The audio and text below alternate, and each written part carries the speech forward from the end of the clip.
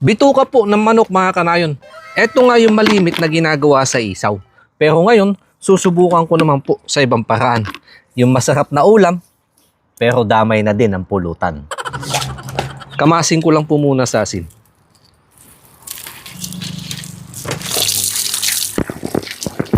Kung sa isaw, ang diskarte po nila tinutusok. Ito naman po sa akin. Ikot-ikutin ko lang ng ganyan hanggang sa mabuhol. Yan po. Para naman po sa panimpla. Madali lang. Cornstarch, yung kalahati gagamitin ko mamaya dun sa pagsasawsawan. Asin, paminta, betchin.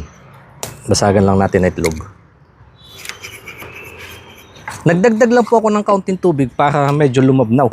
Dahil madami po itong aking babakan. Nagugas naman na po ako ng aking kamay. Para mamahalo ko na mabuti. Lagay lang po ako ng tanglad, pampabango. Saka ito po, nilagyan ko lang ulit ng coating na cornstarch para mas lumutong. Ganyan na lang po muna yan mga kanayon dahil magdo-double fry ako. Mas maganda yung magiging kulay at saka lumutong. Ito na po yung pangalawang prito. Dito ko nakukunin yung saktong kulay at saka lutong.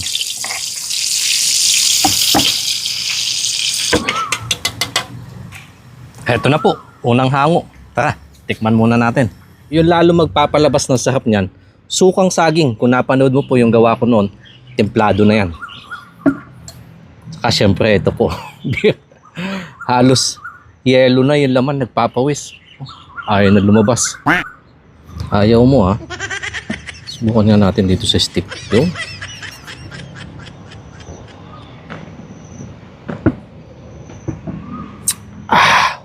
Grabe. First bite.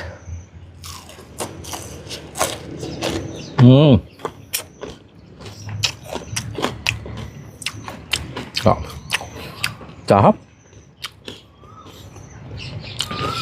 Nangibabaw po yung aroma ng sausawan.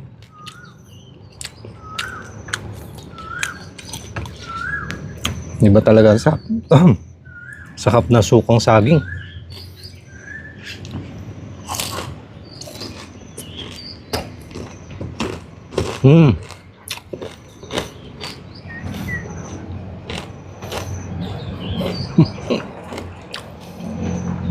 Yung nga lang po, kapag ganito naman kalalaki ang gayat, madali yan maubos.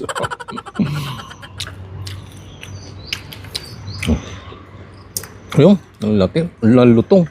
Isang bali. Sausaw. Bali. Sausaw. Bali. Sausaw. Kaya tatawagin ko po itong version ko ng balisawsaw. Sarap. Bali. Sausaw. Kakatipid na lang, hindi yung buong dadamputin mo ganun. Ubus agad yan. Wow. Lutong. Kaya ito ang pulutan. Kaya kung wala kang maisip, gumawa ka na din ng bali. Sausaw. Bali. Sausaw. Maraming salamat po. Cheers mga kanayon.